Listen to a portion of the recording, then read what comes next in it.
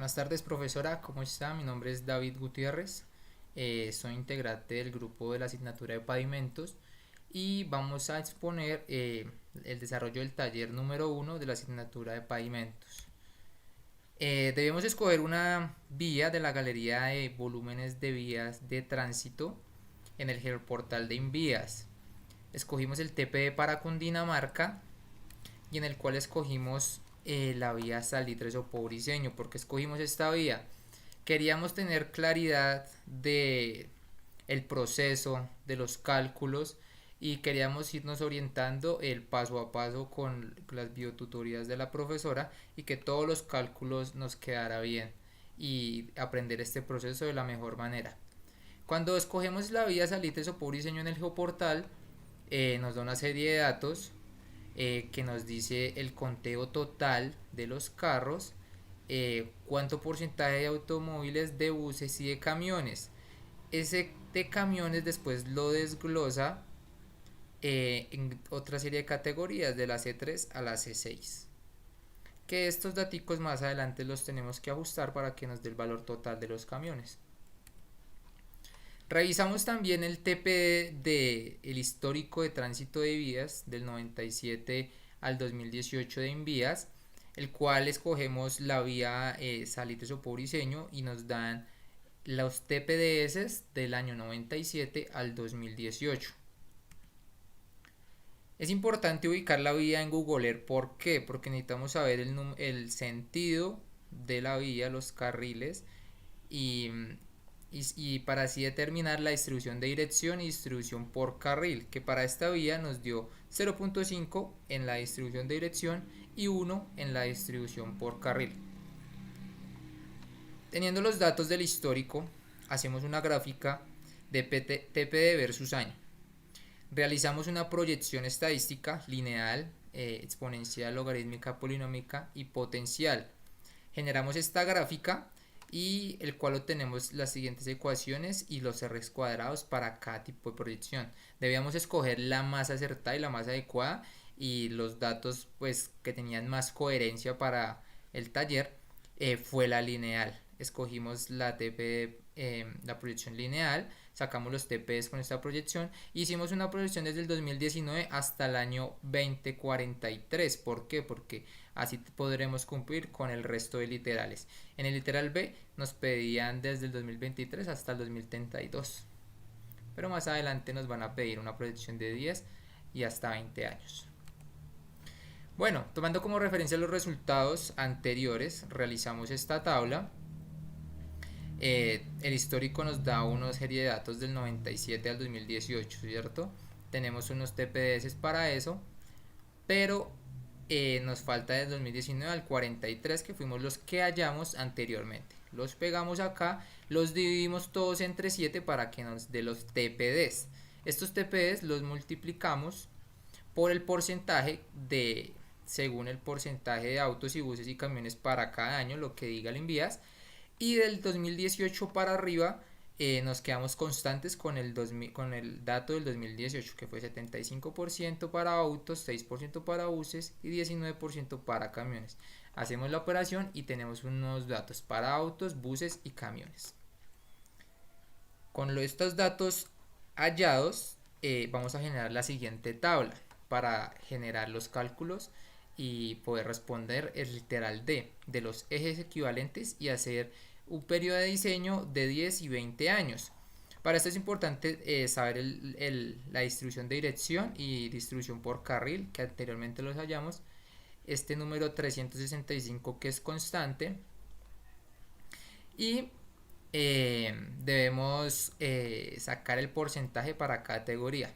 Sabemos que para las categorías de C2P, C2G, C3 a C5, esto lo tenemos que distribuir por este 19% según los datos que nos botaba el geoportal. Acá es donde tenemos que hacer una serie de arreglos para que nos dé el total de los camiones y así poder hallar estos porcentajes, que para las categorías C2P y C2G nos dio 4,7%, para C3 5,3% y para C4 y C5 nos dio 2.1%. Ya teniendo esto, empezamos a llenar esta tablita que sabemos que para los TPS para autos y buses del 2023 al 32 ya los hallamos anteriormente. Ahora los C2P y C2G a C5, a mayores a C5, los tenemos que multiplicar por estos nuevos porcentajes que acabamos de hallar. Cuando los hallamos, pasamos a hallar nuestros números de ejes equivalentes, que para esto tenemos que multiplicar este TPD que acabamos de hallar para cada año y para cada categoría. Tenemos que multiplicarlo por el 0.5 de dirección, por el 1 de la distribución por carril, el 365 y el FC que nos da la tabla de la Universidad del Cauca, que como ejemplo vemos que para buses es 1, para C2P es 1.14 y allá arriba está el número que le corresponde a cada categoría según la Universidad del Cauca.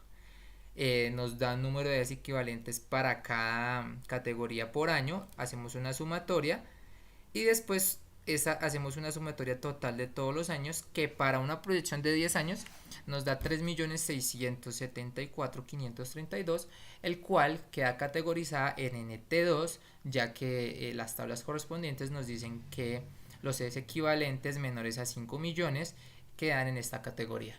Y para 20 años nos da un total de 8.843.063, el cual queda categorizada en NT3, que es la categoría mayor a 5 millones. Cordial saludo, mi nombre es Erika Rosero. El punto que les voy a exponer es el punto número 2, la subrasante. La subrasante es la capa sobre la cual se cimenta la estructura de pavimento, es decir, que para iniciar con el diseño de pavimentos es importante evaluar el terreno donde se va a construir dicha estructura. Esto lo hacemos con el fin de determinar si la subrasante cumple con todas las condiciones de uso o por el contrario necesita un proceso de mejoramiento. Tomamos como referencia la información disponible en el mapa del Instituto Agustín Codazzi, IGAC, y el mapa de carreteras sin vías. Identificamos en qué rango está la subrasante de la vía seleccionada para nuestro trabajo Sopó-Briceño. De acuerdo con la tabla 5.1, principales suelos de Colombia, se determinó que el rango CBR estimado para la vía Sopó-Briceño se encuentra en un valor igual al 3%, lo que indica que la subrasante debe ser mejorada.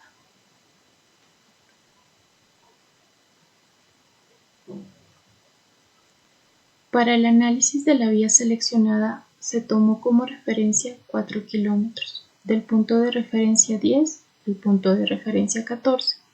Se determinó que el tránsito para la vía a 20 años es de 8.843.083, lo que indica que es un tránsito alto, y un espaciamiento longitudinal de 200 metros. El número de piques realizados fueron 21. Después de haber determinado el rango de CBR estimado para nuestra vía, procedemos a determinar el CBR de diseño y el módulo resiliente. Para ello se realizó el cálculo de diferencias acumuladas que nos ayudan a identificar los tramos homogéneos de la vía. Graficamos el CBR estimado versus las abscisas. Allí identificamos los tramos homogéneos de la vía seleccionada. Luego graficamos las diferencias acumuladas para encontrar los tramos aleatorios. De acuerdo con el tránsito y los CBR establecidos, se subdividió la vía seleccionada en 3 tramos. Se ordenaron los datos de menor a mayor y se obtuvo un porcentaje de cada uno. Luego se graficaron los valores de CBR contra los porcentajes obtenidos, para así determinar el CBR de diseño con respecto al percentil elegido, que en este caso fue 87.5, ya que es un tránsito alto.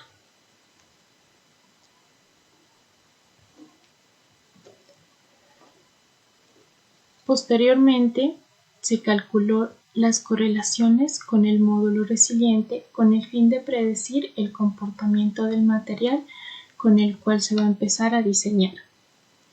Con los resultados obtenidos, podemos incrementar la funcionalidad de la suprasante, al igual que adecuar previamente la capacidad estructural del pavimento. Una suprasante debe ser mejorada cuando el estudio preliminar cuando en el estudio preliminar se identifica una suprasante con CBR menor o igual al 3%. Esto quiere decir que tiene una capacidad portante baja, por lo tanto, hay que analizar si se va a estabilizar con adición de productos como cal y cemento o por el contrario sustituir los materiales inadecuados por materiales granulares u otros que doten a la suprasante de mejores características mecánicas. También podemos emplear la construcción de terraplén que permite subir la estructura y garantizar una capacidad portante apta.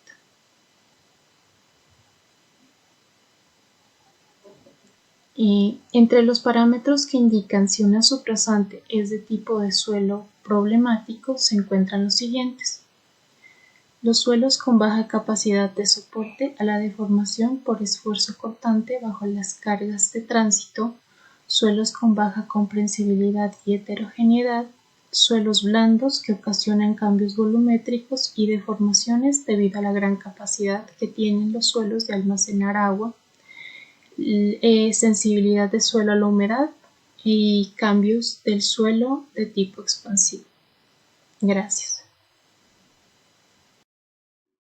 Buenas noches, mi nombre es Camilo Huerta y estoy encargado del punto número 3, materiales de la vía Sopó-Briceño. En los diferentes materiales que podemos utilizar para la construcción de carreteras encontramos la explanación. La explanación es, es el corte y la nivelación del terreno. Este se refiere a un conjunto de actividades relacionadas a todos los movimientos de tierra que se emplean con el fin de adecuar el terreno a los niveles necesarios o requeridos para la construcción del proyecto. Estos pueden ser vías, edificios, tanques de almacenamiento, plantas de tratamiento, etc. El siguiente material que tenemos es una geomalla. En este caso, la geomalla es fabricada en un material geosintético y su principal función es estabilizar y reforzar la subrasante del terreno con el fin de que las capas granulares que conforman el pavimento sean mucho más fuertes. La función de estabilización es apropiada para suelos de subrasante con CBR entre 1 y 3%. El siguiente material que tenemos es el geotextil. El geotextil es utilizado con el objetivo de evitar combinación entre suelos de la subrasante con componentes de la capa granular siempre y cuando no estén programadas. Esta se ejecuta bajo la información especializada o sobre la directriz que den acerca del material. Los geotextiles son materiales permeables y de naturaleza textil y son ubicados de forma planeada con el fin de mantener la integridad estructural y funcional de nuestro pavimento. Para que la característica se cumpla, el suelo de subrasante debe presentar un valor de CBR mayor o igual a 3%. El siguiente material que tenemos es el afirmado. Esta es una actividad en la que se tiene en cuenta el suministro, el transporte y la correcta distribución de los materiales que son utilizados para integrar el afirmado.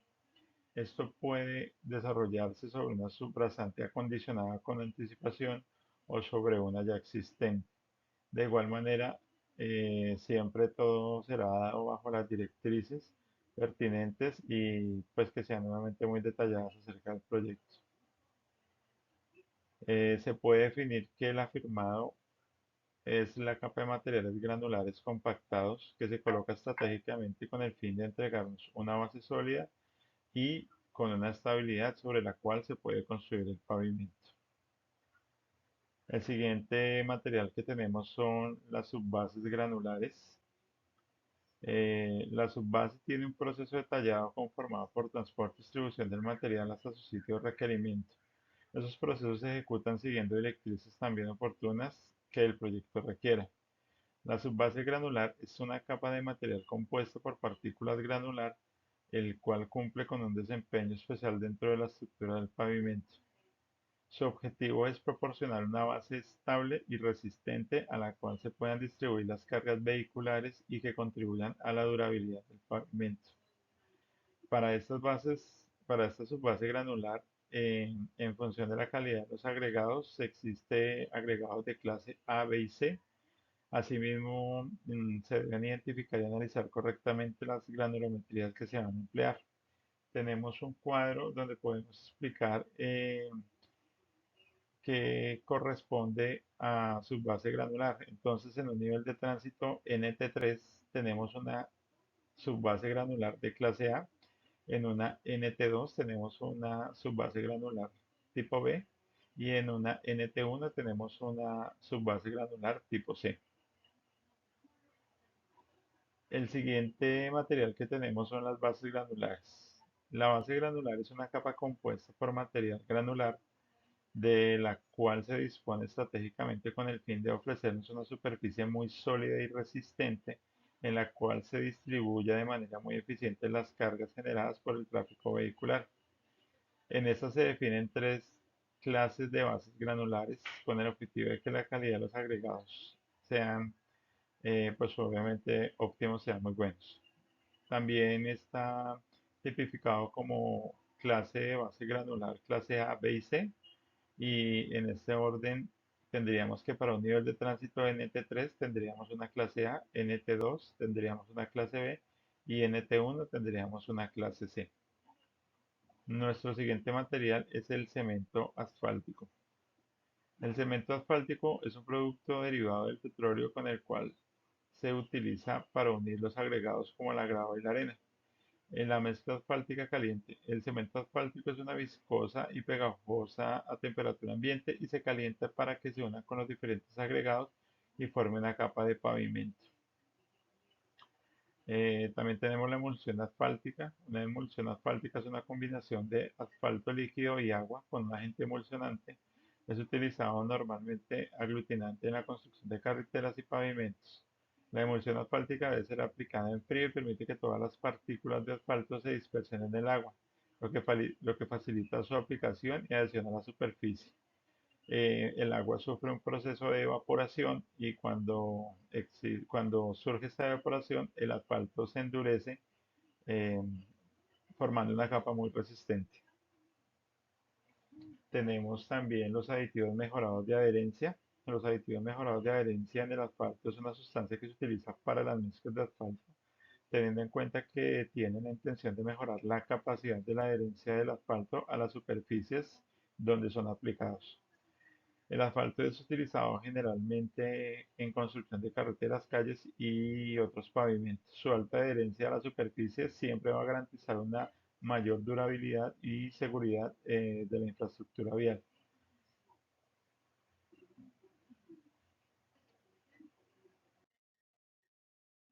Tenemos también el análisis que realizamos sobre la vía Chopó-Briceño, en la cual pues con las pruebas tomadas en el punto 2 se determina el material adecuado para que la vía que se encuentra en el departamento de Cundinamarca, con una longitud de 4 kilómetros, y después de haberse realizado un estudio, un CBR,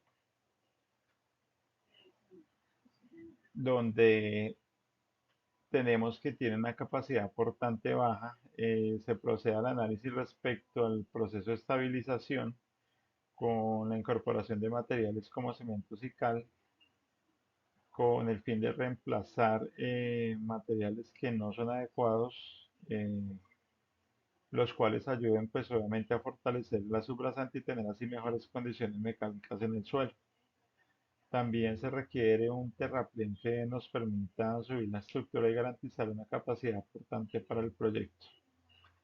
Es importante tener en cuenta que para un nivel de tránsito obtenido que se obtuvo para 10 años, nos arroja un NT2, por lo cual si es una vía NT2 se debe utilizar una subbase con agregado siderúrgico clase B.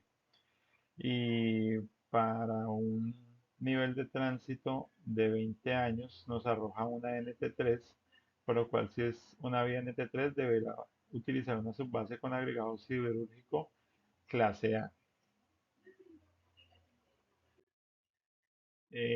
También tenemos que tener en cuenta que las fuentes de material cercanas al proyecto cumplan con los requisitos de permisos de explotación de una forma legal para que pues obviamente todos los materiales que se suministran en las obras pues tengan pues buena procedencia y no haya un daño ambiental pues por haber desarrollado una obra sin tener en cuenta esos parámetros. Y pues como conclusiones tenemos que se debe tener en cuenta la reglamentación existente en Colombia para el desarrollo de vías en el país, que esto lo podemos encontrar a través de Invías. También debemos tener en cuenta los volúmenes de tránsito con el fin de identificar qué tipo de vía se debe trabajar, si es NT1, NT2 o NT3. Y se debe conocer también el sistema de proveedores con reglamentación al día en permisos de explotación de recursos naturales para el suministro de agregados que se van a utilizar en el proyecto. Muchas gracias. Cordial saludo, mi nombre es Manuel Alejandro Celita González. Me correspondió el numeral 4, el cual es el factor clima. Tenemos que tener claro que para identificar estos resultados debemos utilizar una herramienta la cual es la carta de Shell, la cual nos permite identificar los valores de la ponderación de la temperatura. Además, debemos apoyarnos sobre la galería de volúmenes de tránsito y de la consulta de descarga de datos hidrometeorológicos, el cual se encuentra en la página del IDEAN. Luego de ingresar a esta aplicación, debemos seleccionar la vía, la cual en este caso escogimos la vía Sopó-Briceño, la cual pues nos pareció muy interesante, ya que tiene alto flujo vehicular. Debemos tener los datos al momento de ingresar con 10 años de diferencia, iniciando desde el 2013 hasta el 2023, y nos arroja la siguiente tabla de datos por mes. Como podemos observar, tenemos los datos de la precipitación media anual ponderada, la cual nos arrojó el sistema. La idea de nuestro cálculo es solucionar y obtener el promedio de todos los meses para que al final nos arroje el promedio que se obtuvo para los 10 años. Luego de esto debemos también hacer lo mismo con la temperatura mensual. Bueno, lo siguiente que tenemos que hacer ya después de obtener los resultados es complementarlos con las fechas y los valores que se obtuvieron en cada mes y hallar el factor de precipitación.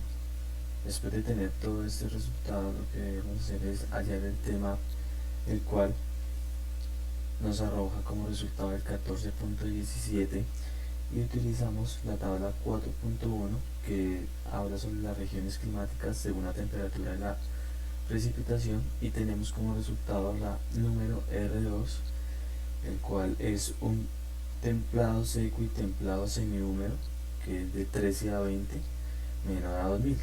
La verdad considero que para nosotros como futuros ingenieros estas herramientas son muy importantes, ya que a nivel personal no conocía sobre esta herramienta, la cual considero que es demasiado importante, permitiéndonos conocer la temperatura de la precipitación en varios departamentos de nuestro país.